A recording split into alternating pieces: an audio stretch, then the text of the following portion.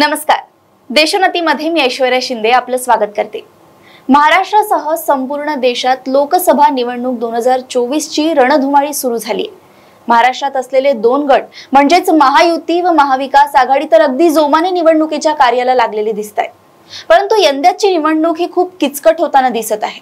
कारण निवडणुकीच्या आधीच या गटातील नेता त्या गटात जाणे, नेत्यांचे पक्षांतर होणे, चित्रपट अभिनेत्यांचे पक्षात सामील होणे या सर्वच गोष्टी निश्चितच निवडणुकीवर परिणाम करणार आहेत. आता सत्ता कोणाची येते हे तर जनताच ठरवेल.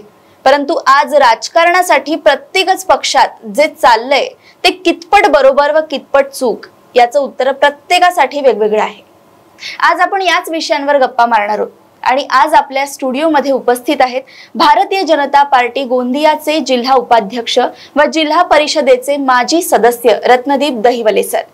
रत्नदीप दहिवले सर हे काँग्रेसमध्ये जिल्हा कार्याध्यक्ष होते आणि इतकंच नव्हे तर 2017 साली भारतीय जनता पक्षातून राजीनामा देऊन काँग्रेसमध्ये दाखल झालेल्या नाना पटोले यांचे निकटवर्तीय देखील होते. आज आपण सरांचा काँग्रेस सोडून भाजपमध्ये प्रवास, त्याचे कारण, त्यांचा प्रवास या सर्वच गोष्टींवर प्रकाश टाकणार आहोत.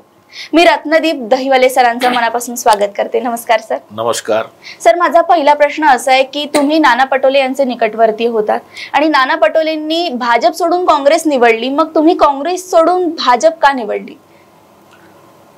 बघा, आपल्याला सर्वांना माहितीसाठी मी सांगतोय की माझी राजकारणाची जी सुरुवात जी झालेली आहे ती मी जिल्हा परिषद सदस्य म्हणून माझी सुरुवात झाली.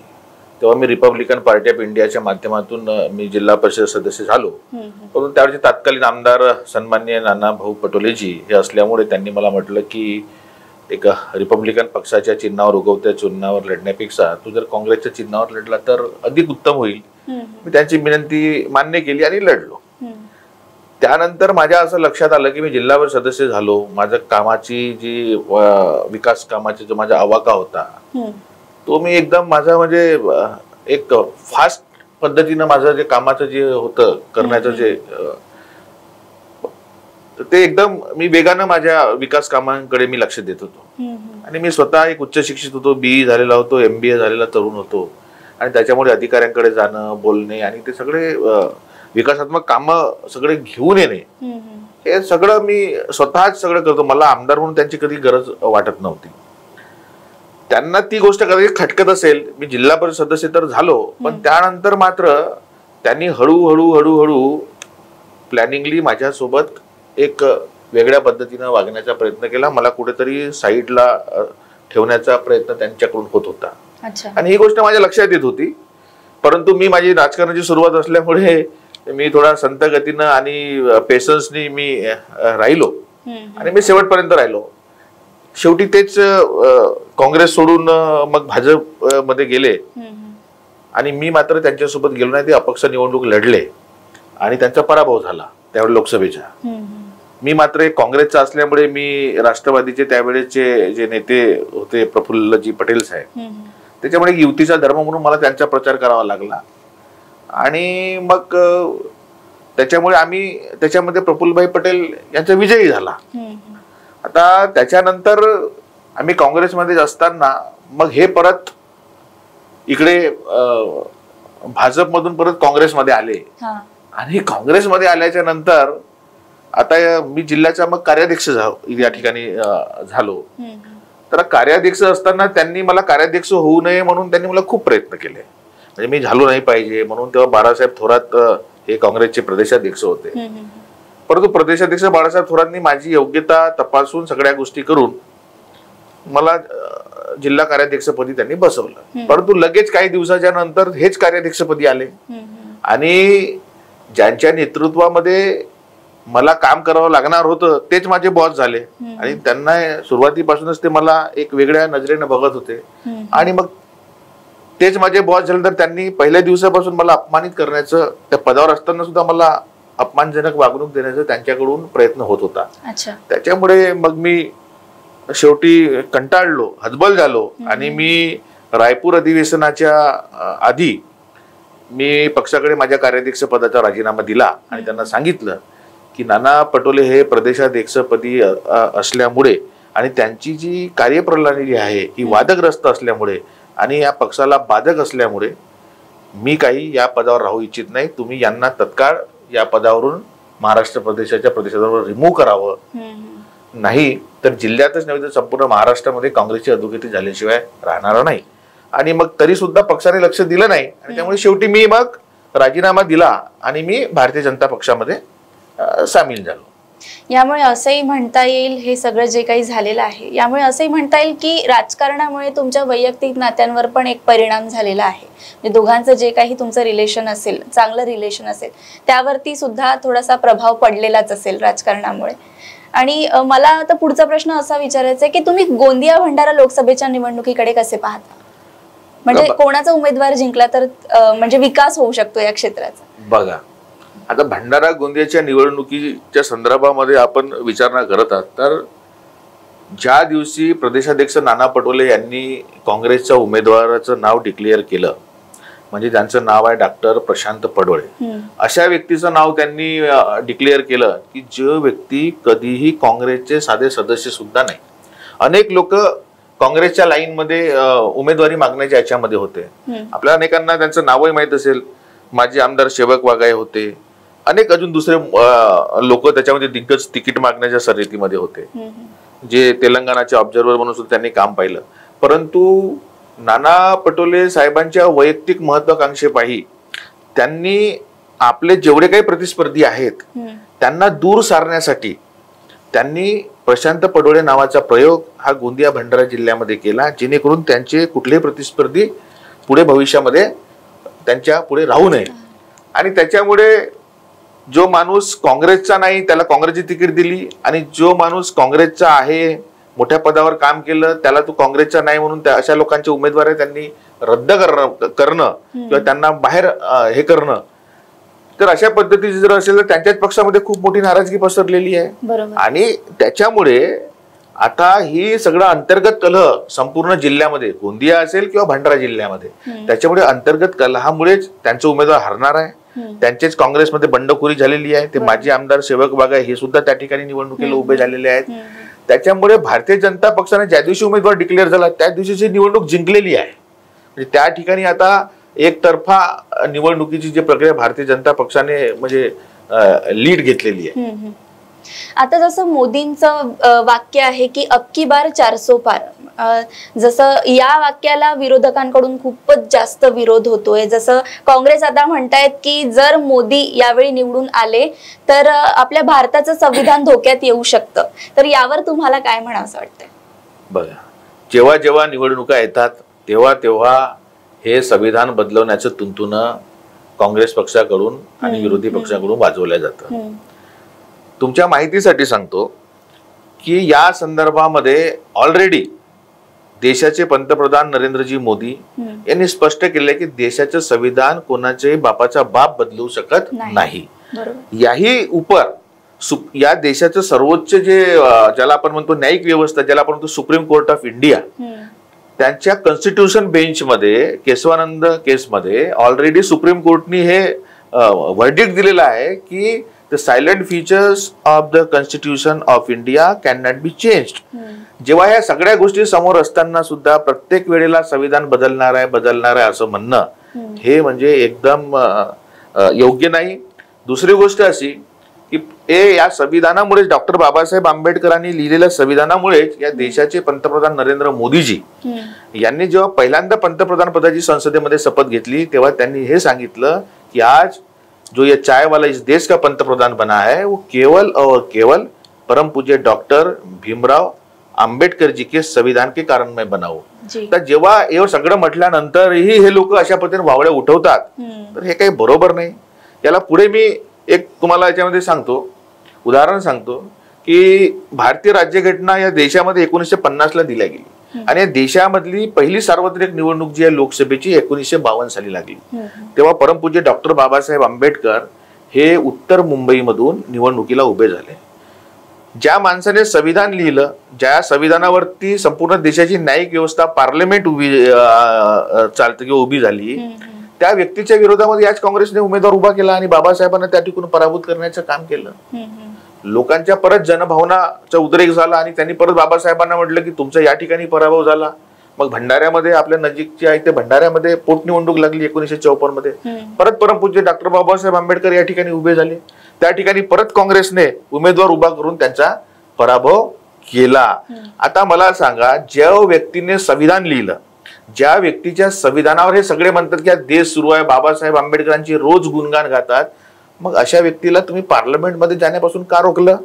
याचं उत्तर काँग्रेसने आधी दिलं पाहिजे. म्हणून डॉक्टर बाबासाहेब आंबेडकर संविधान बदलवणं म्हणणं किंवा त्यांच्या संविधानावर बोलण्याचं यांना कुठलाही नैतिक अधिकार राहिलेला नाही. आणि आता मला यालाच एक जुळून एक प्रश्न विचारा असं वाटतोय की आपण बघतो की देशात आता सध्याच्या परिस्थितीत दोनच मोठे पक्ष आहेत, एक आहे भाजप आणि दुसरा आहे काँग्रेस. तर आता विरोधक जसं म्हणतायत की मोदीजी आले तर संविधान धोक्यात जाऊ शकतं, पण आता मला तुम्हाला असं विचारायचंय की राहुल गांधी जर पंतप्रधान झाले तर काय होईल असं तुम्हाला वाटतंय? राहुल गांधी पंतप्रधान झाले तर या देशाचं परत बट्ट्याबोळ होणार आहे. कारण की हा देश चालवण्यासाठी त्याच्यामध्ये एक कुवत असलेला नेता, या देशाचं नेतृत्व करण्याची ताकद असलेला व्यक्ती असावा लागतो. 60 वर्ष काँग्रेसने या देशामध्ये सत्ता चालवली, पण सगळ्यांना माहित आहे आपली अर्थव्यवस्था कुठल्या स्तरावर होती. आज आपली अर्थव्यवस्था देशाची हे 5व्या क्रमांकावर आली आणि पुढचं जे 11व्या नंबरवरून 5व्या नंबरवर आली. पुढचं भविष्यामध्ये आहे की आपल्याला 3ऱ्या क्रमांकावर आणायची आहे. तर हा जो काही आमूलाग्र बदल झाला, पूर्ण देशामध्ये इन्फ्रास्ट्रक्चरचा बदल झाला, तर हा या देशाचे विकास पुरुष पंतप्रधान नरेंद्रजी मोदी यांच्या विकासात्मक दृष्टिकोनातून हा सगळा बदल झालेला आपल्याला दिसतो. या ठिकाणी आपण बघतो आपल्या भागामध्ये नितीनजी गडकरी यांची दृष्टी एवढी चांगली असल्यामुळे आपण इतका इन्फ्रास्ट्रक्चर मध्ये बदल झालेला आहे.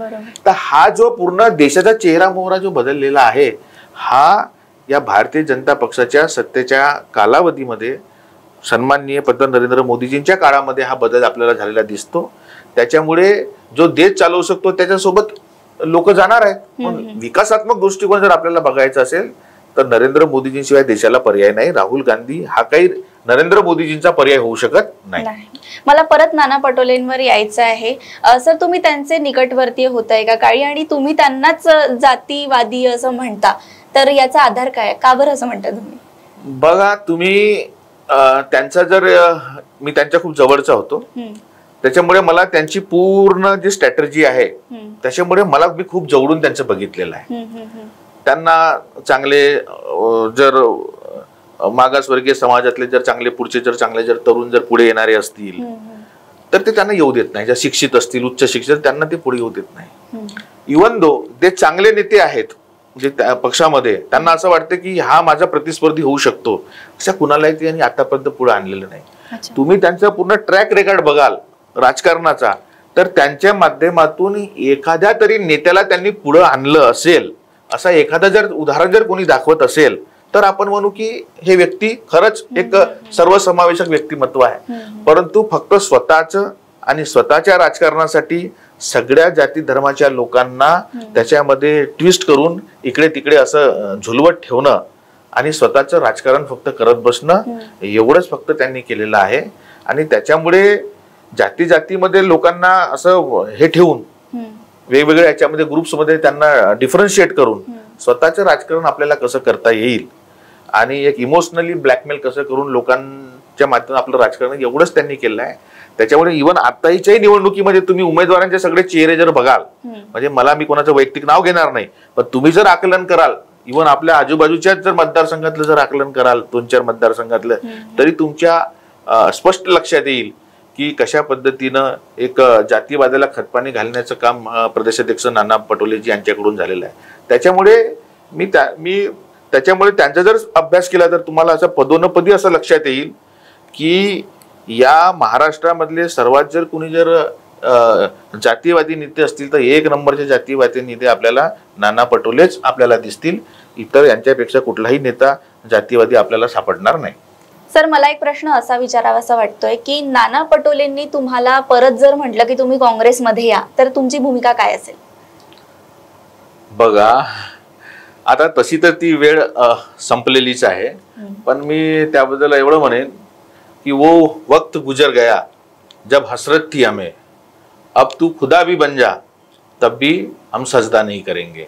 सर, असाच एक प्रश्न मला परत विचारायचा वाटतोय तुम्हाला की नाना पटोलेंना लोक लोकनेता म्हणतात किंवा भूमिपुत्र म्हणतात, तर तुम्ही एका काळी त्यांचे निकटवर्तीय होता, तर तुम्हाला यावर काय वाटतं की खरंच ते सत्य आहे का? त्याच्यात काहीही सत्यता नाही, कारण की मी त्यांच्या खूप जवळून वावरलेला व्यक्ती आहे. त्याच्यामुळे मी जनतेला फक्त एवढंच सांगू इच्छितो कि सर झुकाओगे तो पत्थर भी देवता हो जाएगा, कि सर झुकाओगे तो पत्थर भी देवता हो जाएगा, इतना मत चाहो उसे वो बेवफा हो जाएगा. त्याच्यामुळे त्यांच्यावर विश्वास ठेवू नका. जसे बोलतात तसे ते वागत नाही, आणि मी जे सांगत आहे हे अनुभवातून सांगत आहे, एवढी गोष्ट लक्षात ठेवा. सर, आता जसं महाराष्ट्रात 2 गट झालेले आहेत, जसं महायुती आणि महाविकास आघाडी, तर महाविकास आघाडीमध्ये असं होतं की वंचित पण जुळू शकते, म्हणजे ती 4 पक्षांची एक आघाडी असं होऊ शकतं, आणि त्यांच्या खूप बैठका पण झाल्या, पण ते काही त्यांना जमलं नाही किंवा त्यांना जितक्या जागा हव्या होत्या त्यांना तितक्या देण्यात आलेल्या नाही, तर त्यांनी मग स्वतंत्र लढण्याचा निर्णय घेतला. तर तुम्हाला काय वाटतं की त्यांची ही जी भूमिका आहे ती कितपत बरोबर आहे किंवा कितपत चुकीची आहे, किंवा या त्यांच्या भूमिकेचा या निवडणुकीवर काय परिणाम होऊ शकतो? बघा, मी तुम्हाला सुरुवातीला सांगितल्याप्रमाणे काँग्रेस पक्षाने कायम आंबेडकरांचा अपमान केलेला आहे. मग ते परमपूज्य डॉक्टर बाबासाहेब आंबेडकर असू द्या किंवा मग आताचे जे वंचित आघाडीचे प्रकाश आंबेडकर असू द्या, कारण की ते आपल्याला जे दाखवायचं जे चित्र आहे ते नेहमी प्रकाश आंबेडकर सांगायचे की बाबा हे जे सांगतात ते तसं काहीच नाही आहे. हे आम्हाला सांगतात 5 सीटा देतो, 6 सीटा देतो, पण असं काही नाही. आता मला सांगा, काही नसताना प्रकाश आंबेडकरांनी वंचित बहुजन आघाडीच्या माध्यमातून त्यांना अनेक ठिकाणी पाठिंबा दिलेला आहे. इव्हन नागपुरामध्ये पाठिंबा दिलेला आहे. बघा, तिकडे सिद्धेश्वर महाराज आहेत सोलापूर, त्यांना पाठिंबा दिलेला आहे. इकडे सुप्रिया सुळेंना पाठिंबा तिकडे दिलेला आहे. जर या लोकांना जर पाठिंबा या लोकांनी जर दिला न सांगता प्रकाश आंबेडकरांनी, तर प्रकाश आंबेडकरांना या लोकांची नैतिकता होती की यांनी अकोल्यामध्ये किमान त्यांना पाठिंबा द्यायला हवा होता. परंतु प्रकाश आंबेडकरांच्या विरोधात सुद्धा नाना पटोले स्वतः गेले आणि त्यांनी स्वतः नॉमिनेशन भरताना अनेक लोकांचे हे करून प्रकाश आंबेडकरच्या विरोधामध्ये फॉर्म भरायला लावला. आणि त्यांची तुम्ही जर बॉडी लँग्वेज फॉर्म भरताना जर बघितली असेल तर त्यांच्या बॉडी लँग्वेज असं दिसत होते की बघा, म्हणजे मी प्रकाश आंबेडकरांना इथे जणू काही पाळायसाठी आलेलो आहे. ज्या पद्धतीनं काँग्रेसला बाबासाहेबांनी पाळलं, त्या पद्धतीनं नाना पटोले प्रदेशाध्यक्ष म्हणून या ठिकाणी प्रकाश आंबेडकरांना पाळायला आले, अशा पद्धतीची त्यांची बॉडी लँग्वेज होती. आणि यावरून मी तेच सांगतो की काँग्रेसचे जे दाखवायचे दात हे वेगळे आहेत आणि खायचे दात वेगळे आहेत. म्हणून ते वंचित एक चळवळीतला पक्ष आहे, म्हणून त्यांनी स्वतःची चळवळ ही जिवंत ठेवण्यासाठी लाचार न करता त्यांनी स्वतंत्र लढण्यात निघालं. तो त्यांचा वैयक्तिक विषय आहे. परंतु एक ओव्हरऑल जर तुम्ही जर असेसमेंट केलं तर वंचित आघाडीचा एवढा मोठा प्रभाव असताना सुद्धा त्यांना अशा पद्धतीची वागणूक देणं, याच्यावरूनच तुम्हाला कळते की नाना पटोलेजींची यांची कथनी आणि करणीमध्ये किती मोठा फरक आहे. सर, तुम्ही भाजपमध्ये आहात म्हणून मला जाणून बुजून हा प्रश्न विचारावा असं वाटतोय की जसं आता महायुतीमध्ये सुद्धा पुष्कळ जागांचा तिढा होता, काही जागांचा सुटलेला आहे, पण काही जागांमध्ये आहे अजूनही, आणि काही जागांमध्ये असं झालंय की शिंदे गटाच्या काही लोकांचं तिकीट कापून मग भाजपचे उमेदवार वगैरे उभे केलेले आहेत. तर यामुळे स्थानिक नेत्यांवरती सुद्धा प्रभाव पडलाय किंवा नाराजी वगैरे झालेली आहे, ती महाविकास आघाडीत असो किंवा महायुतीमध्ये असो. पण आता आपण महायुतीबद्दल बोलूया. तर तुम्हाला त्या स्थानिक नेत्यांच्या त्या भूमिकेवर काय वाटते की त्यांच्या या भूमिकेचा निवडणुकीवर परिणाम होईल किंवा अंतर्गत तिढा जास्त वाढेल? बघा, या महाराष्ट्राचे नेते सन्माननीय देवेंद्रजी फडणवीस साहेब आणि प्रदेशाध्यक्ष चंद्रशेखरजी बावनकुळे साहेब हे माननीय पंतप्रधान नरेंद्रजी मोदी यांच्या विकासात्मक दृष्टिकोन पुढे ठेवून काम करत आहेत. आणि त्याच्यामुळे देशाचं भवितव्य सुरक्षित ठेवण्यासाठी ज्या ज्या गोष्टी आवश्यक आहेत आणि ज्या ज्या पद्धतीनं जागेच्या संदर्भामध्ये त्यांना करता येईल मित्र पक्षांशी, त्या पद्धतीनं त्यांना जसे जसे अधिकार त्यांच्याकडे उपलब्ध आहेत त्या पद्धतीनं ते योग्य पद्धतीने या देशाच्या विकासासाठी एक चांगल्या पद्धतीने वाटाघाटी करून उमेदवारांना त्या ठिकाणी उभं करतायत. याच्यामध्ये शेवटी निवडून येऊन या देशामध्ये नरेंद्र मोदीजींना एक भक्कमपणाने स्थापित करणं आणि एक भक्कम देश उभा करणं ही त्यामागची भूमिका आहे. आणि त्याच्यामुळे असं काही कुठलाही ज्या पद्धतीनं हे विरोधी पक्षाच्या माध्यमातून प्रचार करते, पण मला असं अजिबात वाटत नाही आहे की कुठेतरी अशा पद्धतीचं आहे. आणि नक्कीच एक देवेंद्रजीचे एक चांगलं नेतृत्व आहे, त्यांच्या माध्यमातून या महाराष्ट्रामधून आमचे महायुतीचे अनेक उमेदवार म्हणजे 40 पेक्षाही जास्त उमेदवार नक्कीच निवडून जातील आणि या देशाच्या उभारणीमध्ये, राष्ट्राच्या उभारणीमध्ये मोलाची मदत करणार आहेत. सर, माझा आता एक हा शेवटचा प्रश्न आहे की तुम्ही एका काळी काँग्रेसचे स्टार प्रचारक होतात आणि आता तुम्ही भाजपाचा प्रचार करताय, तर या दोन सिच्युएशन मध्ये तुम्हाला कसं वाटतंय आता भाजपाचा प्रचार करताय? बघा, विषय असा आहे की मी त्यावेळेला त्या परिस्थितीनुसार काँग्रेस पक्षामध्ये होतो आणि त्या परिस्थितीनुसार तेव्हा जशी परिस्थिती उपलब्ध होती त्या परिस्थितीमध्ये माझ्याकडे जी जी जबाबदारी देण्यात येत होती किंवा मला ज्या पद्धतीनं माझं काम होतं त्यावेळेच्या परिस्थितीनुसार मी काँग्रेस पक्षाच्या त्यावेळेला मी कॅम्पेनिंग करत होतो. मग ते नाना पटोलेजींची असेल, त्यांचे सुद्धा मी कॅम्पेनिंग मध्ये माझं पहिलं भाषण व्हायचं आणि त्याच्यानंतर त्यांचं भाषण व्हायचं. इव्हन काँग्रेस राष्ट्रवादीची युती होती तेव्हा प्रफुल्ल पटेल साहेबांच्या सभेमध्ये सुद्धा मला कॅम्पेनिंग करावी लागत होती. तर आम्ही जेव्हा मित्रपक्ष म्हणून होतो आणि एक त्यावेळेची ज्या परिस्थिती होती त्यानुसार मी करत होतो. परंतु बदलत्या परिस्थितीत माझ्या लक्षात आलं की या देशामध्ये आमूलाग्र जर बदल घडवायचा असेल तर काँग्रेस घडवू शकत नाही, कारण ते हळूहळू माझ्या लक्षात येत होतं. आणि एक चांगला मोठा जर राष्ट्राच्या उभारणीमध्ये आपलं जर अनेक युवकांचं जर आपल्याला जर योगदान द्यावायचं असेल तर नरेंद्र मोदी यांच्यासारखा विकासात्मक दृष्टिकोन असलेला द्रष्टा नेता असल्याशिवाय या देशाच्या भवितव्य काही उज्ज्वल होणार नाही. हे लक्षात आल्यानंतर मग मी सन्माननीय नरेंद्र मोदी यांच्या विकासात्मक धोरण झपाटून गेलो, म्हणजे मी भारावून गेलो की इतका मोठा चांगला विकास या देशाचा होऊ शकतो तो 10 वर्षात. ते मला म्हणजे एकदम मला वाटलं की काहीतरी चमत्कार झाल्यासारखं वाटलं देशामध्ये. आणि मग मला वाटलं की खरंच या देशामध्ये जर कुठले चांगले आमूलाग्र जर बदल घडवायचे असतील तर नरेंद्र मोदीजींच्या पाठीशी उभं राहिलं पाहिजे. आणि हे सगळं काँग्रेसचं जे डॉक्टर बाबासाहेब आंबेडकरांच्या प्रती असलेलं वेगळं प्रेम हे सुद्धा आमच्या लक्षात आलं. आणि त्याच्यामुळे एक डॉक्टर बाबासाहेब आंबेडकरांचा एक फॉलोअर, एक अनुयायी म्हणून माझ्याही लक्षात आलं की बाबासाहेबांना ज्या लोकांना या लोकांनी त्रास दिला त्या लोकांसोबत काम करणं म्हणजे उलट बाबासाहेबांच्या विचाराशी विसंगत काम करणं आहे, असं जेव्हा मला वाटलं आणि माझ्या अंतरात्म्याची आवाज मला आली, मी त्याच वेळेला हे काँग्रेस पक्षाच्या कार्याध्यक्ष पदाचाही राजीनामा दिला आणि नाना पटोले यांच्या नेतृत्वाचाही राजीनामा दिला आणि मी सरळ मुख्य प्रवाह या देशाच्या नरेंद्र मोदीजींच्या मार्गदर्शनामध्ये सन्माननीय उपमुख्यमंत्री देवेंद्रजी फडणवीस आणि चंद्रशेखरजी बावनकुळे प्रदेशाध्यक्ष साहेब यांच्या मार्गदर्शनामध्ये या भाजपच्या या विकास गंगेच्या मुख्य प्रवाहामध्ये मी सामील झालो. सर, आज तुम्ही इथे उपस्थित राहून आम्हाला आमच्या सगळ्या प्रश्नांची मनमोकळेपणाने उत्तरं दिली, त्यामुळे आम्हाला काही अंतर्गत गोष्टी सुद्धा माहिती पडल्या, त्यासाठी खूप खूप धन्यवाद. आणि तुम्ही सुद्धा यंदा मत देताना सर्व बाबींचा विचार करून योग्य व्यक्तीला मत द्याल अशी आमची आशा आम्ही व्यक्त करतो, कारण तुमच्या एका मतावर आपल्या राज्याचेच नव्हे तर देशाचे भविष्य अवलंबून आहे. नमस्कार. नमस्कार.